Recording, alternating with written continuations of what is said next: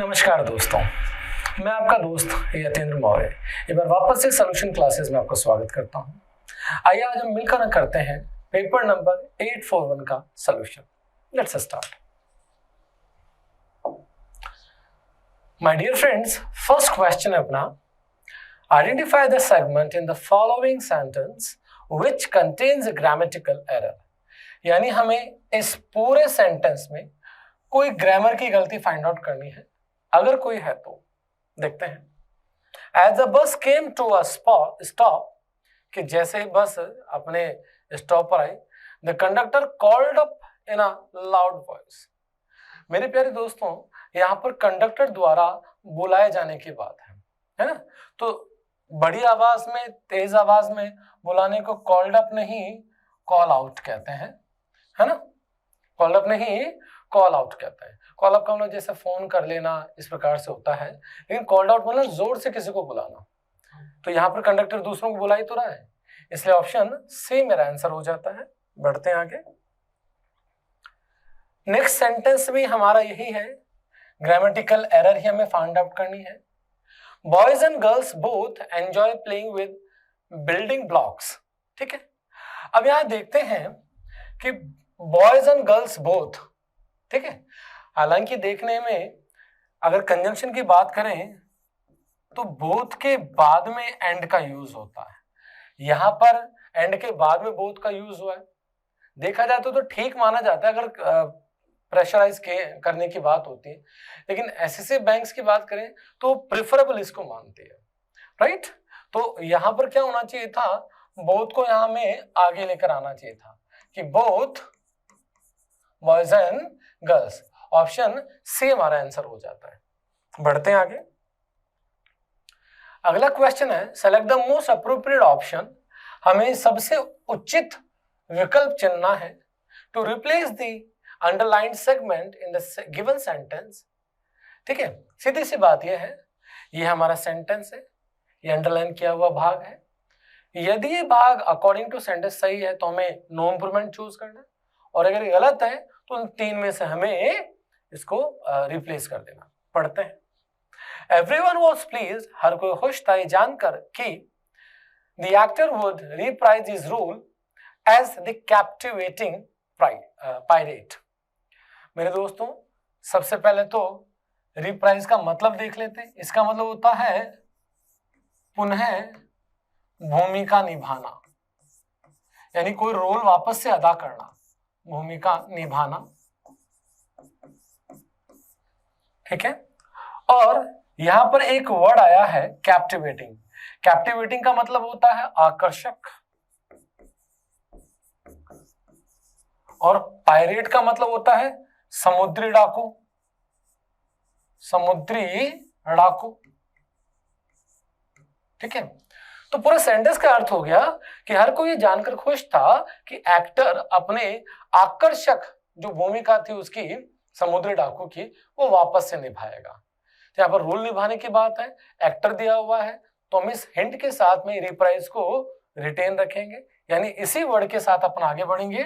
No improvement अपना answer रहेगा। बढ़ते हैं आगे।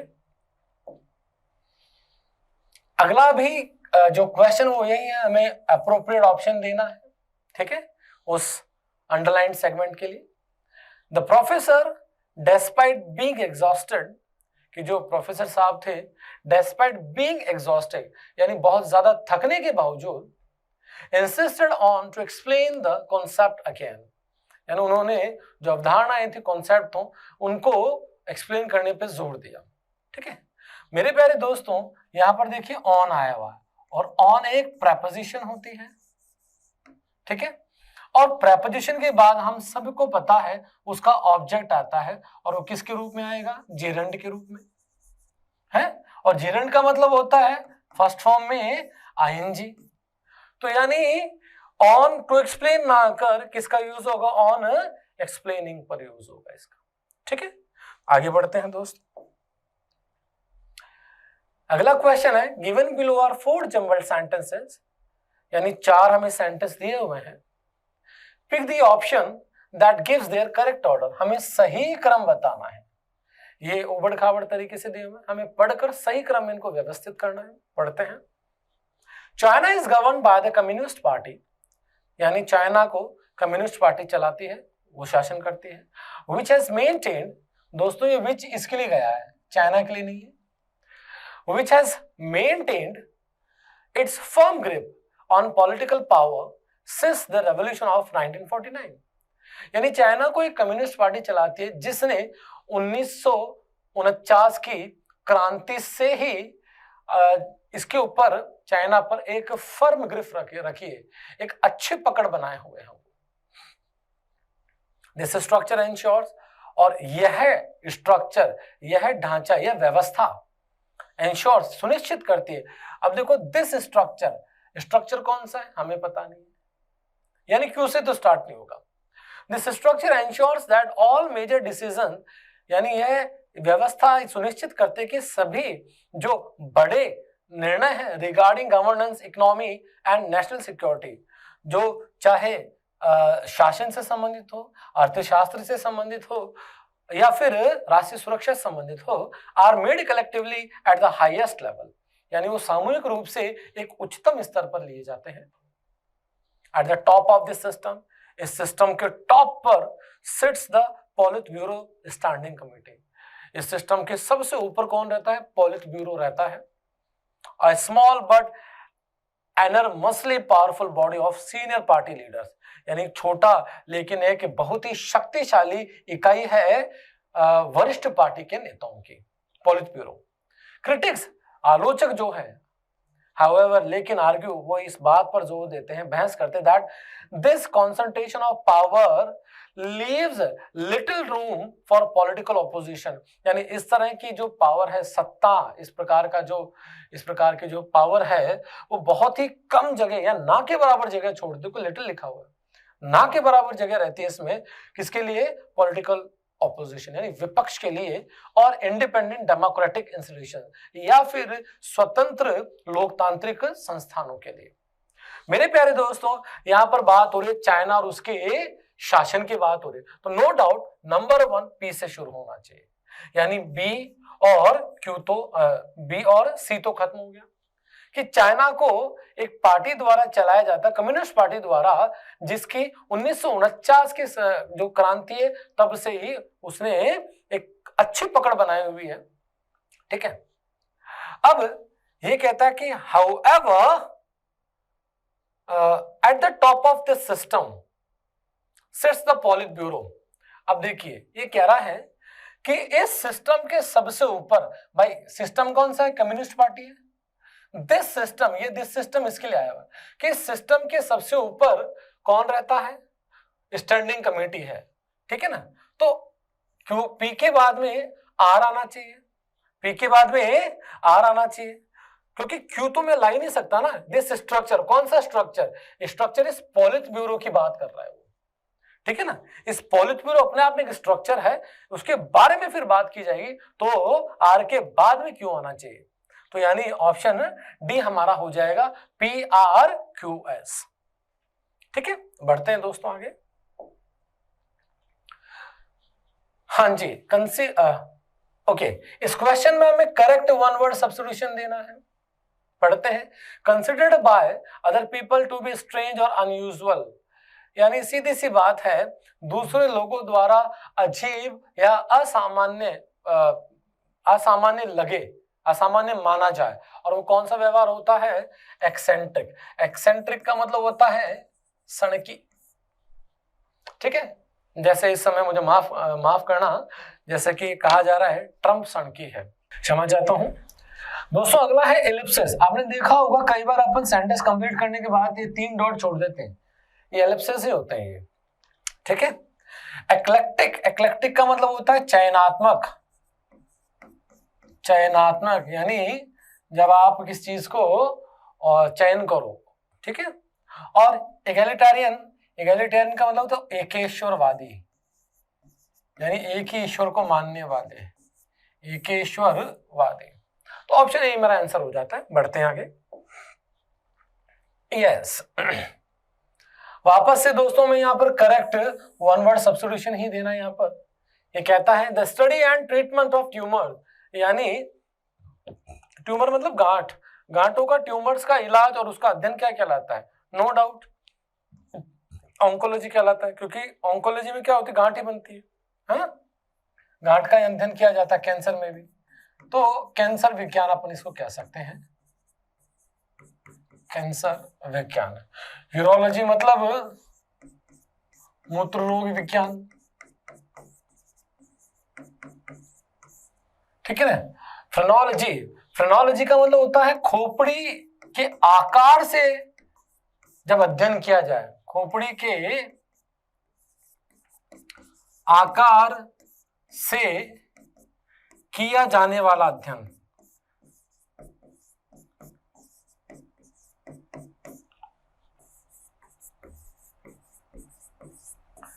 और ओनोलॉजी का मतलब होता है शराब विज्ञान, शराब कैसे बनाई जाए, वाइन कैसी बनाई जाए, उसका विज्ञान। तो अपना ऑप्शन बी हो जाता है ऑन्कोलॉजी। बढ़ते हैं आगे। यस, अगला क्वेश्चन है select the most appropriate option to fill in the blank. इन चार में से हमें सही और उचित शब्द यहां भरना है। She was disgusted dash herself for eating so much. Disgusted with, about, on या बाय। नो डाउट ए का यूज हो जाएगा, क्योंकि जब हम किसी चीज की सहायता से या किसी चीज में आप किसी चीज की सहायता से काम करते हो, चाहे वो पसंद की हो नापसंद की हो, तो वहां विद का ही यूज होता है। जैसे मैं इस पेन की सहायता से लिख रहा हूं तो विद ए पेन आएगा, तो यहाँ पर लड़की परेशान हो गई, किससे परेशान हो गई? खुद से परेशान हो गई, तो डिस्गस्टेड विद हरसेल्फ आ जाएगा। चलते हैं आगे। Select the most appropriate option to fill in the blanks. वापस से इनमें से कोई एक लिखना है हमें। नेहा's mother was annoyed with her. Neha की माँ उससे नाराज थी। As she could not dash her examination. जैसा कि वो अपना एग्जामिनेशन, अपनी परीक्षा डैश नहीं कर सकी। क्या नहीं कर सकी साहब? गेट थ्रू नहीं कर सकी। गेट थ्रू का मतलब होता है फिनिश करना, कंप्लीट करना, पूरा करना, ठीक है। तो लड़की अपने एग्जामिनेशन, अपनी परीक्षा को पूरा नहीं कर पाई, अपना पेपर पूरा नहीं लिख पाई, इसलिए उसकी माँ नाराज थी, ठीक है। गेट ऑफ का मतलब होता है उतरना, जैसा आप बस में चढ़े तो उतरते भी हो तो उसको गेट ऑफ ही कहते हैं। गेट ऑन का मतलब होता है चढ़ना, ठीक है, चाहे आप किसी वाहन में चढ़े या फिर तरक्की करना, तरक्की के रास्ते पे चढ़े। और गेट अप का मतलब उठना होता ही है, नो डाउट। तो ऑप्शन डी हमारा आंसर हो जाता है। बढ़ते हैं आगे। यस, अगला है select the incorrectly spelled word. मेरे प्यारे दोस्तों, इनकरेक्टली देना है हमें, गलत शब्द चूज करना है। चलिए, एलिसिट, किसी से कोई चीज उगलाना या निकलवाना, कहते हैं ना मैंने उससे राज उगलवा लिया, उससे खबरें उगलवा ली, एलिसिट, ठीक है। लेजिटिमेट यानी कानूनी या वैध, कोई चीज जो कानूनी होती है, लॉफुल होती है। और लेजिबल एक वन वर्ड सब्स्टिट्यूशन में पूछा जाता है, यानी जिसे पढ़ा ना जा सके, पढ़ा ना जा सके, इलेजिबल होता है। लेजिबल जिसे आसानी से पढ़ा जा सके, इलेजिबल जिसे आसानी से ना पढ़ा जा सके। मेरे प्यारे दोस्तों, यहां पर देखो इलिसिट है। इलिसिट का मतलब होता है गैर कानूनी, लेकिन इसमें स्पेलिंग में ई की जगह आई आना चाहिए, कुछ यूं होनी चाहिए थी, इलिसिट, ठीक है। तो ऑप्शन बी हमारा आंसर हो जाएगा।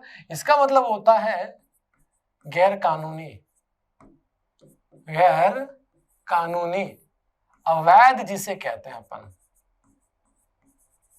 ठीक है। जो बढ़ते हैं आगे अगले प्रश्न की ओर। अगला सवाल है, हाँ दोस्तों, अब यहां पर जो अंडरलाइन किया हुआ है हमें अकॉर्डिंग टू सेंटेंस इसको दुरुस्त करना है, अगर जरूरत हो तो, अगर नहीं है तो नो इंप्रूवमेंट चलेगा। पढ़ते हैं। Hardly the class is started when the power went of and disrupted everything. कि पावर के जाते ही, यानी बिजली, जैसे बिजली गई सब कुछ बाधित हो गया। डिसरप्ट मतलब बाधा उत्पन्न हो जाना, बाधित हो जाना। मेरे प्यारे दोस्तों, यहां पर देखिए हार्डली वर्ड आया है, आप देखिए hardly, scarcely, rarely, barely, never,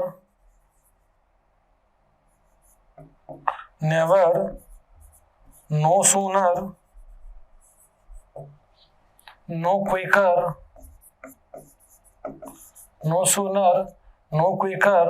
no later, seldom if ever, seldom or never, in no circumstances, in no condition, in no way, seldom। ठीक है, ये सारे वर्ड्स ऐसे होते हैं जो कि क्या कहलाते हैं, एडवर्ब ऑफ निगेशन कहलाते हैं, एडवर्ब ऑफ निगेशन कहलाते हैं। तो मेरे प्यारे दोस्तों, ग्रामर कहते हैं अगर सेंटेंस की शुरुआत इनमें से किसी एक से भी होती है तो इन्वर्जन होता है। इन्वर्जन मतलब अब इनके आने के बाद सबसे पहले हेल्पिंग वर्ब आएगा, फिर सब्जेक्ट आएगा, फिर मेन वर्ब आएगा, फिर कई जगह व्हेन और कई जगह देन का यूज होगा, फिर एक सेंटेंस वापस से चलेगा। ठीक है, तो यहां पर आप देखिए हार्डली के हिसाब से व्हेन का यूज होता है, वो मेरे पास है, मतलब कंजंक्शन की दिक्कत नहीं है। दिक्कत है इसको क्या देना था मुझे, इसकी शुरुआत अगर एडवर्ब ऑफ निगेशन से हुई है, इस नेगेटिव वर्ड से हुई है, तो मुझे इसका इन्वर्जन करना था, यानी हेल्पिंग वर्ब यहां आनी थी, hardly had the class started, तो hardly had the class started option A मेरा आंसर हो जाए। बढ़ते हैं आगे। Select the most appropriate word to fill in the blanks. इन चार में से हमें एक अच्छा सा शब्द ढूंढ के भरना है। He is a dash tutor, वही डैश ट्यूटर है, who goes to 4 different places to teach in a day। वो 4 अलग अलग जगहों पे जाते हैं एक दिन में पढ़ाने के लिए। ठीक है, तो नो डाउट आंसर हो जाएगा आपका पेरिपेटेटिक। पेरिपेटेटिक का मतलब होता है भ्रमणशील।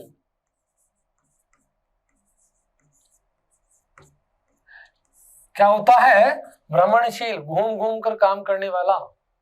तो he is a peripatetic tutor. अन्य शब्दों को ध्यान देते, रेफ्रैक्टरी का मतलब होता है हठी, जिद्दी। ब्लैंड का मतलब होता है फीका, बेस्वाद,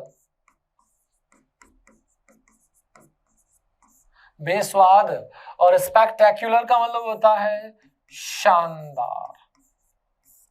तो ऑप्शन बी मेरा आंसर हो जाता है दोस्तों।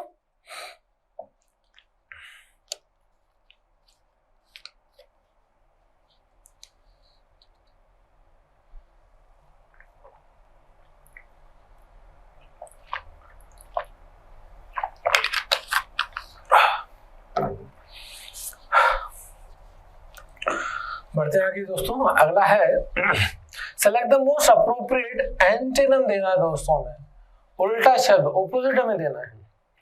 तो देखिए जरा, सफल का मतलब होता है लचीला, ठीक है, और ब्रिटल का मतलब होता है क्षणभंगुर,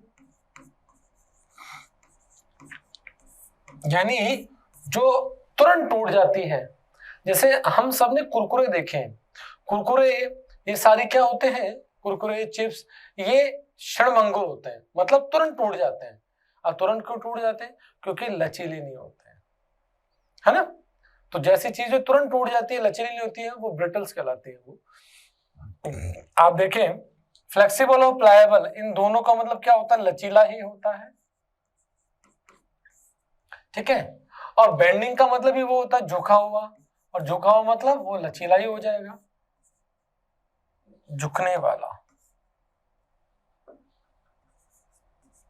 झुकने वाला हो जाता है। तो कहीं ना कहीं तीनों ने सिनोनिम ही है इसके, और बी क्या होगा इसका आंसर हो जाएगा ऑपोजिट। बढ़ते हैं आगे। इसमें भी दोस्तों हमें एंटीनम ही चाहिए। वर्ड है अपना सल्ट्री, सल्ट्री मतलब उमस और गर्मी से भरा हुआ, उमस व गर्मी से भरा, उमस व गर्मी से भरा। तो अब एंटीनम चाहिए हमें, उल्टा चाहिए। तो देखो ह्यूमिड का मतलब क्या होता है, आर्द्र, कहते हैं ना ह्यूमिडिटी हो रही है। तो ह्यूमिडिटी में क्या होता है, आर्द्रता में क्या होता है, नमी होती है और गर्मी चिपचिपाहट ज्यादा हो जाती है। स्टर्डी, स्टर्डी का मतलब होता है तगड़ा, मतलब ताकतवर है। और सोजी का मतलब क्या होता है, भीगा हुआ, राइट। तो कहीं ना कहीं ये जो वर्ड है इसका तो इससे कोई लेना देना नहीं है, ये दोनों वर्ड इसके सिनोनिम हो गए। हमें चाहिए एंटीनम, फ्रिजिड हो जाएगा। फ्रिजिड का मतलब क्या होता है, ठंडा। हाँ, क्योंकि सल्टर में क्या होता है, उमस रहती है, और उमस क्या पैदा करती है, गर्मी पैदा करती है ना। और फ्रिजिड में क्या होता है, गर्मी पैदा नहीं होती, उसका विपरीत होता है, ठंडक पे होती है। चलिए आगे बढ़ते हैं। Select the most appropriate indirect direct form of the given sentence. पढ़ते हैं दोस्तों। What time does the flight take off? She asked the receptionist. उसने, उस लड़के ने रिसेप्शनिस्ट से पूछा कि फ्लाइट कब रवाना होती है। ठीक है, तो अब देखिए आस्ट का आस्ट हो जाएगा, लेकिन आप यहाँ पे देखिए WH वर्ड है, इन्वर्टेड कॉमा में WH वर्ड, यानी रिपोर्टेड वर्ब में, रिपोर्टेड स्पीच में WH वर्ड से स्टार्टिंग है, मतलब हमारा कनेक्टर कंजंक्शन वही होगा, ना दैट होगा, ना इफ, ना वेदर होगा, वही शब्द होगा हमारा। तो पढ़ते हैं। She asked the receptionist what time the flight took off, और यहाँ पे देखिए डज के बाद में वर्ब की फर्स्ट फॉर्म आई हुई है, तो ये आस्ट को देखकर सेकंड फॉर्म में कन्वर्ट हो जाएगा। ऑप्शन ए ही हमारा आंसर हो जाता है। बी से डी क्यों नहीं हुए, ये देखिए जरा। यहां पर इसने कनेक्टर के रूप में व्हाट तो लगा दिया, लेकिन फर्स्ट फॉर्म का फर्स्ट फॉर्म में उतार दिया, जो कि गलत है। आगे देखिए, यहां पर WH वर्ड व्हेन आ गया, और डज, व्हेन के तुरंत बाद में डज आ गया, और जब WH वर्ड कंजंक्शन का काम करता है तो सब्जेक्ट मांगता है, हेल्पिंग वर्ब नहीं मांगता, इसलिए ये भी खत्म हो गया। यहां पर व्हाट वाज गोइंग, दूर दराज तक किसी का लेना देना ही नहीं है। ऑप्शन ए हमारा आंसर है। बढ़ते हैं आगे। Select the most appropriate meaning of the given idiom. इस जो idiom है, इस idiom का हमें अर्थ देना। Call it a day. Call it a day का मतलब होता है to stop doing something especially working. पूरे दिन भर काम करके काम रोक देना। आप सुबह 10 बजे 9 बजे से ऑफिस जाते हो और शाम को 5 बजे आपका टाइम हो जाता है, तो आप क्या करते हो, कॉल इट ए डे बोलते हो कि आज के दिन के लिए हो गया काम। ऑप्शन डी हमारा आंसर हो जाता है। बढ़ते हैं आगे। यस, वापस से इडियम है, bark up the wrong tree. ठीक है, bark up the wrong tree मतलब गलत दिशा में प्रयत्न करना, सीधी सी बात है। To scold somebody who is innocent, ये नहीं होगा।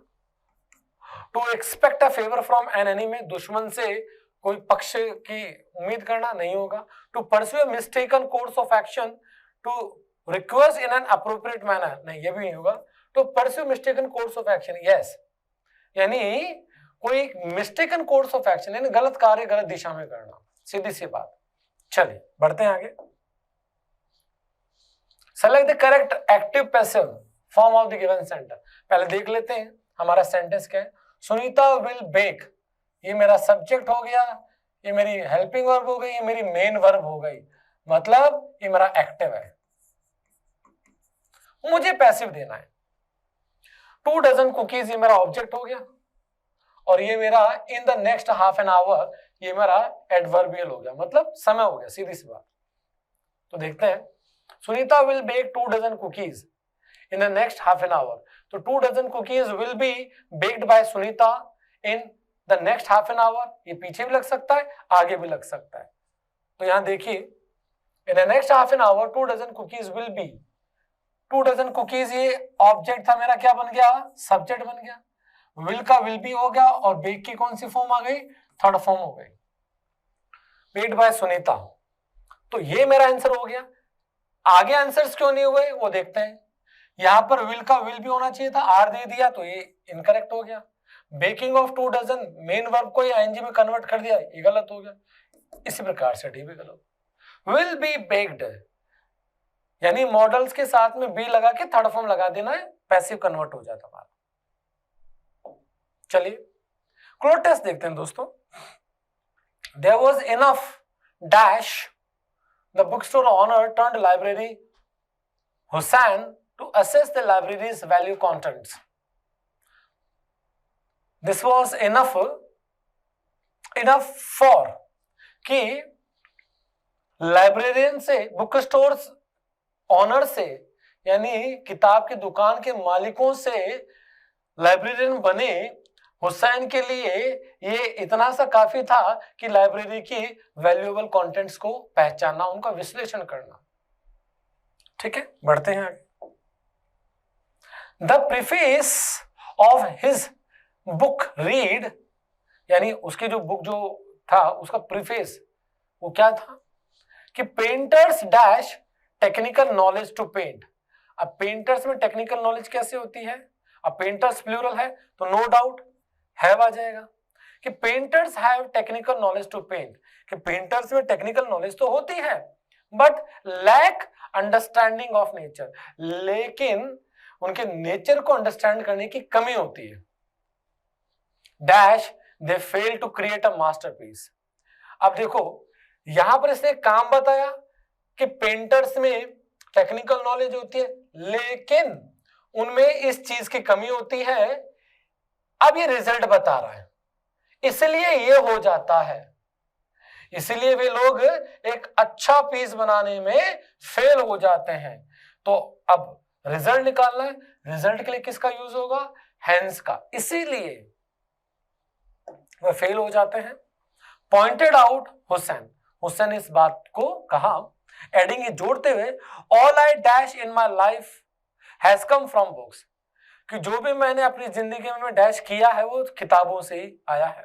All I dash in my life, all I have learned इसलिए क्योंकि वो कह रहा है कि मैंने जो भी सीखा है, और जब कभी भी किए हुए काम का इफेक्ट हमारे ऊपर होता है तो हैज प्लस थर्ड फॉर्म लगती है, प्रेजेंट परफेक्ट टेंस आता है कि जो कुछ भी मैंने अपनी जिंदगी में सीखा है हैज कम फ्रॉम बुक्स, वो किताबों से आया है।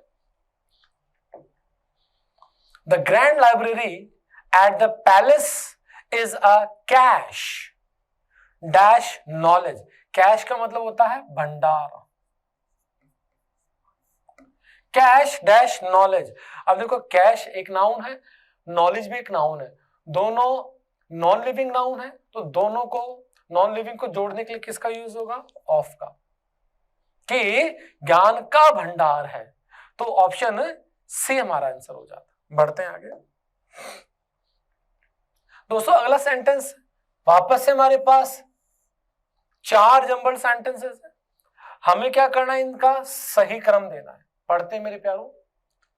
The mountaineers after weeks of careful preparation and planning, कि जो पर्वतारोही थे काफी सप्ताहों की सावधानी पूर्वक तैयारी और योजना के बाद फाइनली सेटअप ए बेस कैंप, उन्होंने एक बेस कैंप स्थापित किया एट ए डॉन्टिंग हाइट, यानी भयावह, डॉन्टिंग मतलब भयानक, डराने वाली, भयावह डराने वाली ऊंचाई, कहां पर? 15,000 फीट, जो कि समंदर तल से ऊपर है। Energised bye there brief rest, यानी अपने कम जो रेस्ट उन्होंने लिया था उससे ऊर्जा प्राप्त करके, एंड कॉन्फिडेंट, और कॉन्फिडेंट हो गए इन देयर इक्विपमेंट, अपने उपकरणों में। They then started climbing steadily towards the towering मतलब सीधी खड़ी, उन्होंने क्या किया? लगातार चढ़ना स्टार्ट किया, टावरिंग सीधी खड़ी, स्नो कवर्ड बर्फ से ढकी हुई, समिट अबव देम यानी चोटियों पर।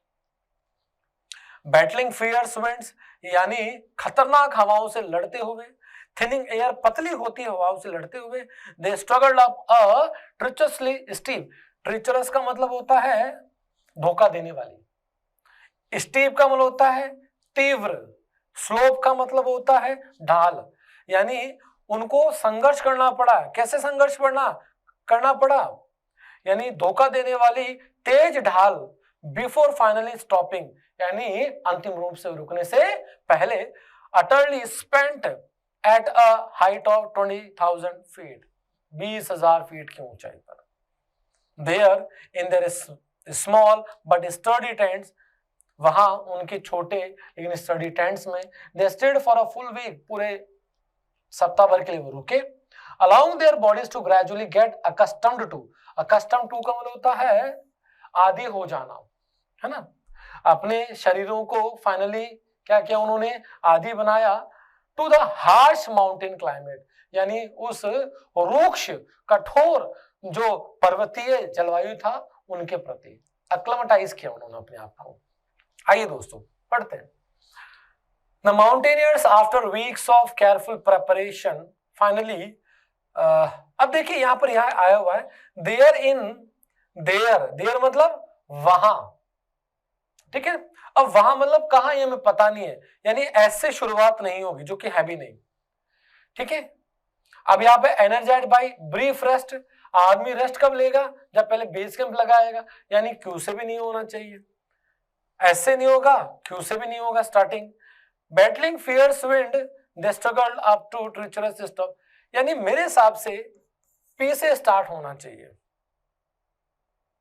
यस, यानी आर और पी से, तो आर तो खत्म हो गया, पी से मेरा स्टार्ट होगा कि पर्वतारोहणों ने सावधानी पूर्वक तैयारी और योजना के बाद में एक 15,000 फीट की डरावनी ऊंचाई पर बेस कैंप लगाया, ठीक है ना। देयर, अब देखो बेस कैंप लगाया तो यहां पर देयर आया हुआ, देयर किसके लिए आया हुआ, उस बेस कैंप के लिए आया हुआ है, ठीक है ना। वहां वो फुल वीक के लिए रुके, उन्होंने अपने आप को माहौल में ढाला, तो यानी पी के बाद में एस आना चाहिए ऑप्शन 2 नंबर पे, तो पी एस फिर क्यू। अब उन्होंने रेस्ट लिया पूरे फुल वीक, तो एनर्जाइड हो गए, उसके बाद फिर बढ़ना स्टार्ट किया, तो यानी P S Q R, option B हमारा आंसर हो जाता है मेरे दोस्तों, ठीक है। बढ़ते हैं आगे। Select the wrongly spelled word, गलत शब्द का हमें चयन करना है मेरे प्यारे दोस्तों। रॉन्गली, तो नो डाउट पहला ही वर्ड हमारा गलत हो जाता है। कैलेंडर की स्पेलिंग में ए आता है ना कि ए आता है, ठीक है। करियर मतलब हमारा करियर होता है, और सरप्टिशियस का मतलब होता है गुप्त, कंसील्ड, छुपा हुआ, और केयर मतलब जो केयर करता है, राइट। तो मेरे प्यारे दोस्तों आज हमारा यहाँ पर पेपर नंबर 841 का सोल्यूशन पूरा होता है। मेरे प्यारे दोस्तों जितने भी नए शब्द आपके सामने हैं उन सबको लिखिएगा और अपने जीवन में उतारने का प्रयास कीजिएगा, क्योंकि इंग्लिश एक भाषा है और भाषा बोलकर सुनकर ही ज्यादा अमल में लाई जा सकती है। और मेरे प्यारे दोस्तों और इस चीज का विश्लेषण कीजिएगा कहाँ मैंने गलती की, ताकि अगली गलती ना हो। इतिहास हमें यही सिखाता है। और तो आज के लिए यहाँ पर मैं आपका धन्यवाद करता हूँ, आपने वीडियो देखा, थैंक यू सो मच। और पूरी तैयारी कीजिएगा क्योंकि सारा मैटर आदत का है। Thank you so much, God bless you.